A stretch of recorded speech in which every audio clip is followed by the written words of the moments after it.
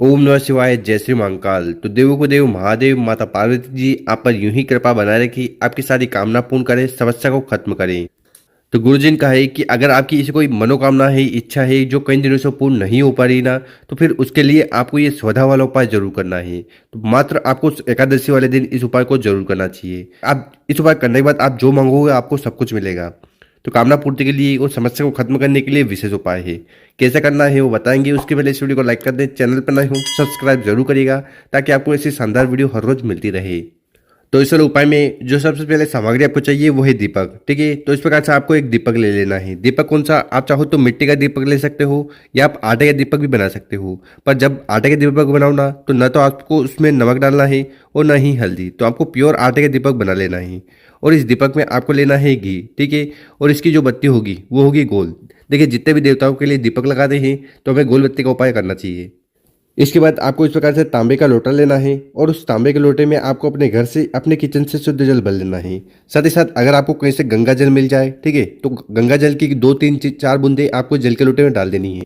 और ये मात्र दोनों सामग्री को लेकर चले जाना है अपने घर के आसपास जहाँ पर भी शिव मंदिर है वहाँ। इस वाले उपाय को आप सुबह शाम किसी भी समय कर सकते हो। ठीक है, विशेषकर प्रदोष काल में शाम के समय करते हो तो ज़्यादा लाभ देखने को मिलेगा।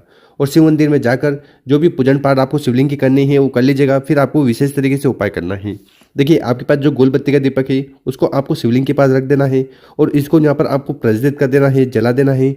ओम नमः शिवाय, श्री शिवाय नमस्तुभ्यम मंत्र का जाप करते हुए दीपक जला दिया। इसके बाद आपके पास जो जल का लोटा है उस जल के लोटे को उठाना है और धीरे धीरे कर कर पूरा पूरा जल आपको शिवलिंग के ऊपर समर्पित कर देना है। ओम नमः शिवाय, श्री शिवाय नमस्तुभ्यम इन मंत्रों का जाप करते हुए।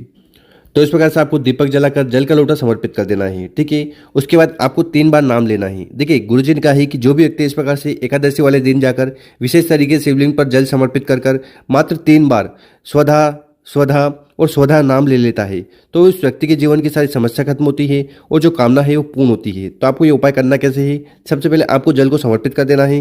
ठीक है, और जो भी कामना है, इच्छा है वो कह देना है। उसके बाद आपको स्वधा नाम का 3 बार जाप करना है। तो सबसे पहले आपको बोलना है स्वधा, फिर आपको ताली बजानी है, फिर बोलना है स्वधा, फिर आपको ताली बजानी है, और फिर बोलना आपको स्वधा और फिर आपको ताली बजानी है। तो इस प्रकार से आपको ये उपाय कर लेना है। देखिए, ये जो स्वधा है ना, ये पार्वती माता जी की नानी है। तो इनका नाम लेकर आप उपाय कर लेते हो ना, तो इससे आपकी हर प्रकार की कामना पूर्ण होने लगती है और समस्या खत्म होने लगती है। और अगर आपके पास समय है तो आपको एकादशी वाले दिन शिव मंदिर जाना है और ये जो स्वधा स्त्रोत का जो पाठ है वो आपको जरूर करना चाहिए। गुरु जी कहते हैं कि जो भी व्यक्ति इस प्रकार से एकादशी वाले दिन स्वधा स्त्रोत का पाठ कर लेता है ना, तो उस व्यक्ति को 100 बार श्राद्ध करने का फल प्राप्त होता है। साथ ही साथ जितने भी तीर्थ स्थान है वहां पर जाकर स्नान करने का पुण्य भी मिलता है। तो यहाँ पर आप देख सकते हो कि स्वधा स्त्रोत का पाठ करना कितना महत्वपूर्ण है। तो इस प्रकार से आपको यह पहला वाला उपाय जरूर करना है। गुरु जी का इस उपाय करने के बाद आपकी हर प्रकार की कामना इच्छा पूर्ण होने लगेगी और आपके जीवन में जो भी दुख परेशानी समस्या है वो स्वधा माता की कृपा से खत्म होने लगेगी। अब जानते हैं गुरुजी द्वारा बताया गया दूसरा उपाय। विशेषकर ये उपाय क्यों करना है, अगर आपके जीवन में किसी प्रकार के दुख है, परेशानी है, समस्या है, ठीक है, साथ ही साथ धन प्राप्ति के रास्ते आपको नजर नहीं आ रहे हैं या आपकी जो कार्य है वो बनते बनते बिगड़ने लगते हैं, तो ऐसी कौन सी भी प्रॉब्लम चल रही हो ना, तो उसके लिए आपको दूसरा वाला उपाय जरूर करना है। और ये दूसरा वाला उपाय कैसे करना है वो बताएंगे। उसके पहले अपने शुभ हाथ से 2 कार्य कर लें। एक तो इस वीडियो को लाइक कर दें और कम से कम 5 लोगों के साथ व्हाट्सएप पर इस वीडियो को शेयर कर दें। तो इस वाले उपाय के लिए सबसे पहले जो सामग्री आपको लेनी है वह है बेलपत्र। कितने बेलपत्र की जरूरत है, तो आपको गिनकर 5 बेलपत्र लेने हैं और जो 5 बेलपत्र लो ये कहीं से खंडित टूटे फूटा नहीं होने चाहिए। तो इस प्रकार से आपको 5 स्वस्थ और अच्छे बेलपत्र ले लेने हैं।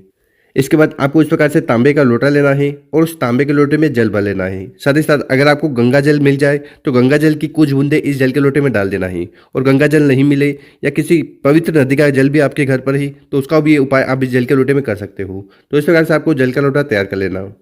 जल भर लिया, उसके बाद आगे हमने आपको जो 5 बेलपत्र बताए हैं उन 5 बेलपत्र को उठाना है और इस जल के लोटे में इस प्रकार से डाल देना है और मात्र जल का लोटा लेकर चले जाना है अपने घर के आसपास जहां पर भी शिव मंदिर है वहां। ठीक है, ये वाला उपाय भी आप सुबह शाम किसी भी समय कर सकते हो।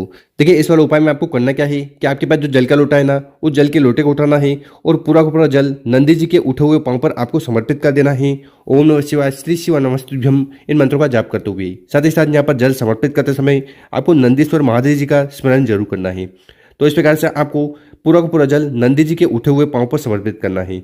और जहाँ तक बात है 5 बेलपत्र की, तो इन 5 बेलपत्र को यहाँ पर आपको समर्पित नहीं करना है, बिल्कुल भी यहाँ चढ़ाना नहीं है। तो आपको करना क्या है, ये जो 5 बेलपत्र हैं इनको उठाना है, अपने हाथ में रखना है और आपकी जो भी कामना है, इच्छा है या जीवन में जिस भी प्रकार का दुख परेशानी समस्या है, ठीक है, तो उसकी समाप्ति के लिए आपको ये 5 बेलपत्र एक एक कर शिवलिंग के ऊपर समर्पित कर देना है।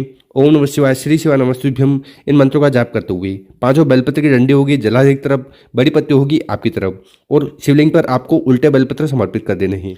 तो इस प्रकार से आपको जल को नंदी जी के उठे हुए पांव पर समर्पित कर देना है और जो 5 बेलपत्र हैं उनको शिवलिंग पर। तो इस प्रकार से आपको दूसरा वाला उपाय जरूर करना है। इसके बाद आपको शिवलिंग के पास बैठ जाना है, विशेषकर नंदीश्वर महादेव जी और भोलेनाथ से प्रार्थना करना है कि आपके जीवन की जो भी कामना हो, चाहे व्यापार को लेकर हो, नौकरी को लेकर हो, घर में सुख शांति को लेकर हो या धन प्राप्ति को लेकर हो, हर प्रकार की कामना पूर्ण हो जाए, समस्या खत्म हो जाए। गुरुजी ने कहा कि इस उपाय करने के बाद भगवान भोलेनाथ की कृपा से, नंदीश्वर महादेव जी की कृपा से आपको वो सब कुछ मिलेगा जो आप प्रार्थना करोगे।